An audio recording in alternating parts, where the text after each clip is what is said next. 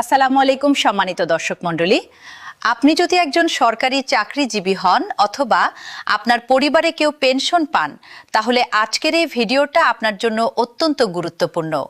কারণ আজ আমরা এমন একটা খবর নিয়ে কথা বলবো যা লক্ষ লক্ষ মানুষের সংসারের হিসাব বদলে দিতে পারে। নবম পে স্কেল নিয়ে দীর্ঘদিনের অপেক্ষার পর এবার সামনে এসেছে বিস্তারিত তথ্য, আর সেই সঙ্গে পেনশনভোগীদের জন্যও এসেছে বড় সুখবর। পুরো বিষয়টা শুরু থেকে শেষ পর্যন্ত পরিষ্কারভাবে বুঝিয়ে দেব, তাই ভিডিওটা শেষ পর্যন্ত দেখুন।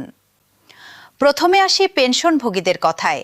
জাতীয় বেতন কমিশনের প্রাথমিক সুপারিশ অনুযায়ী পেনশনভোগীদের ৩টি শ্রেণীতে ভাগ করে পেনশন বৃদ্ধির প্রস্তাব করা হয়েছে। যাদের মাসিক পেনশন ২০,০০০ টাকার কম, তাদের ক্ষেত্রে পেনশন ১০০% বাড়িয়ে কার্যত দ্বিগুণ করার সুপারিশ করা হয়েছে। অর্থাৎ কেউ যদি এখন মাসে ১৫,০০০ টাকা পেনশন পান, নতুন কাঠামো বাস্তবায়ন হলে তিনি প্রায় ৩০,০০০ টাকা পর্যন্ত পেতে পারেন। যাদের মাসিক পেনশন ২০,০০০ থেকে ৪০,০০০ টাকার মধ্যে, তাদের ক্ষেত্রে ৭৫% বৃদ্ধির প্রস্তাব রয়েছে। আর যাদের মাসিক পেনশন ৪০,০০০ টাকার বেশি, তাদের ক্ষেত্রে ৫৫% পর্যন্ত পেনশন বাড়ানোর সুপারিশ করা হয়েছে। এই ৩ ধাপের কাঠামো তৈরি করার পেছনে কমিশনের মূল লক্ষ্য হল যারা কম পেনশন পান তাদের ওপর মূল্যস্ফীতির চাপ কমানো, আর যারা বেশি পেনশন পান তাদের ক্ষেত্রে সরকারের আর্থিক চাপ নিয়ন্ত্রণে রাখা। শুধু মাসিক পেনশন নয়, বাড়ছে অন্যান্য ভাতাও। বর্তমানে সরকারি কর্মচারী ও পেনশনভোগীরা মূল বেতনের ২০% হারে বৈশাখী ভাতা পান। নতুন প্রস্তাবে এই হার বাড়িয়ে ৫০% পর্যন্ত করার সুপারিশ করা হয়েছে।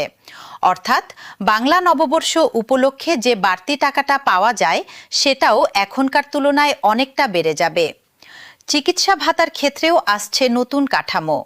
বয়স অনুযায়ী এই ভাতা নির্ধারণের পরিকল্পনা করা হয়েছে, যাতে বয়স্ক পেনশনভোগীরা আর সর্বোচ্চ গ্রেডের মূল বেতন ৭৮,০০০ টাকা থেকে বাড়িয়ে ১,৬০,০০০ টাকা পর্যন্ত করার প্রস্তাব রয়েছে। এছাড়া মন্ত্রিপরিষদ সচিব এবং জ্যেষ্ঠ সচিবদের জন্য ২০টি ধাপের বাইরে একটি বিশেষ ধাপ তৈরিরও প্রস্তাব করা হয়েছে।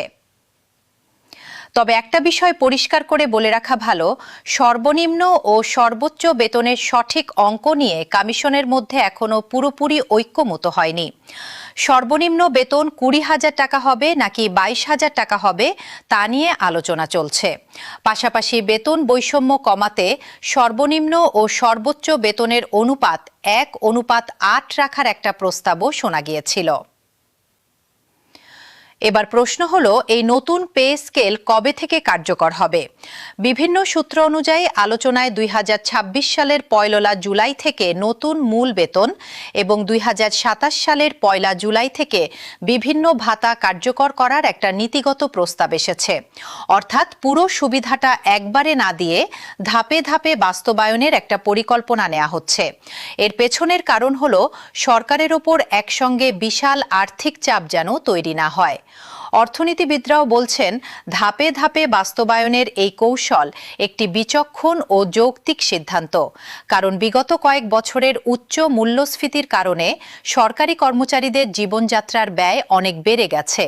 তাই বেতন বৃদ্ধি জরুরি ছিল ঠিকই, তবে সেটা এমনভাবে দিতে হচ্ছে যাতে অর্থনীতিতে বাড়তি চাপ না পড়ে। তবে মনে রাখা দরকার, এখনও এই পুরো বিষয়টা প্রস্তাব পর্যায়ে আছে। চূড়ান্ত সিদ্ধান্ত এখনও নেওয়া হয়নি এবং সরকারি প্রজ্ঞাপন বা গেজেট প্রকাশিত হলে তখনই এটা চূড়ান্ত বলে গণ্য হবে। তাই সব সংখ্যা ও তারিখ এখন পর্যন্ত প্রস্তাবিত, চূড়ান্ত নয়। সব মিলিয়ে বলা যায়, এই নতুন পে স্কেল বাস্তবায়িত হলে দেশের প্রায় ১৫ লাখ পেনশনভোগী এবং কর্মরত সরকারি কর্মচারীরা এর সুফল পাবেন। কম পেনশন পাওয়া মানুষদের জন্য এটা সবচেয়ে বড় স্বস্তির খবর, কারণ তাদের জন্যই সবচেয়ে বেশি হারে বৃদ্ধির প্রস্তাব রাখা হয়েছে।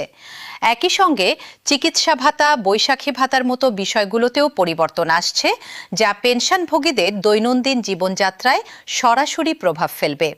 এই বিষয়ে সরকারি প্রজ্ঞাপন প্রকাশিত হলে আমরা অবশ্যই একটা আপডেট ভিডিও নিয়ে আসব, যেখানে চূড়ান্ত সংখ্যা ও কার্যকরের তারিখ বিস্তারিতভাবে জানানো হবে। আপনার যদি মনে হয় এই তথ্য আপনার কাজে লেগেছে, তাহলে ভিডিওটা লাইক করুন, নিচে কমেন্টে আপনার মতামত ও প্রশ্ন জানান এবং এমন গুরুত্বপূর্ণ আপডেট সবার আগে পেতে চ্যানেলটি সাবস্ক্রাইব করে সঙ্গে থাকুন।